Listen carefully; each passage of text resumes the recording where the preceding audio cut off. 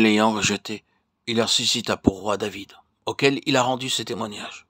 J'ai trouvé David, fils d'Ishaï, homme selon mon cœur, qui accomplira toutes mes volontés. Acte 13, 22. Nous pouvons constater comment Dieu agit en nous, croyants, pour nous amener à devenir ses collaborateurs, dans le but de ramener sa gloire parmi son peuple. Nous sommes conduits à regarder les raisons et les causes pour lesquelles la gloire de Dieu a été retirée, avait quitté le peuple du temps du sacrificateur Élie. Il y a 4 personnes que Dieu a utilisées afin de ramener la gloire. Anne, Samuel, David et Salomon. Nous pouvons considérer ces 4 personnes comme représentant 4 grands principes divins qui doivent être accomplis et vécus. Si la gloire de Dieu doit être ramenée pour la réalisation du dessein de Dieu dans son peuple. Tout d'abord, Dieu veut que nous soyons ses collaborateurs et ses compagnons associés à lui pour son œuvre. Ce privilège n'est pas accordé aux anges, quelle que soit leur grandeur et leur puissance.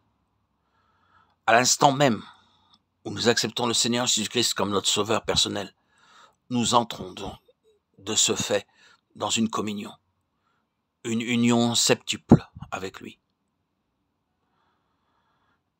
Il nous a été donné de considérer comment, en Christ, nous avons été rendus participants de sa nature divine, du Saint-Esprit, de sa sainteté, de l'héritage céleste spirituel et glorieux des saints dans la lumière, de la vocation céleste, de toutes les vertus et de toutes les grâces contenues dans le Seigneur Jésus-Christ, de sa gloire à venir. Il nous faut maintenant avancer plus loin et voir en quoi consiste notre participation à la plénitude de Dieu. Dieu attendit pendant un temps prolongé, patiemment, préparant des instruments par le moyen desquels il voulait ramener sa gloire dans sa maison. Par l'exemple d'Anne, nous avons appris comment Dieu veut enseigner son peuple à prier, afin que les siens soient ses collaborateurs pour ramener la gloire. C'est pourquoi les assauts et les attaques les plus terribles sont dirigés contre notre vie de prière. Employant toutes sortes de ruses et de stratagèmes, l'ennemi essaiera de paralyser et d'éteindre notre vie de prière. En considérant le cas de Samuel, nous avons vu et compris comment Dieu veut faire de nous des instruments qui soient sa bouche, ces porte-paroles par lesquels le message et la volonté de Dieu puissent être proclamés. Par le ministère de Samuel, Dieu a réprimandé, jugé le sacrificateur Élie, ainsi que le roi Saül.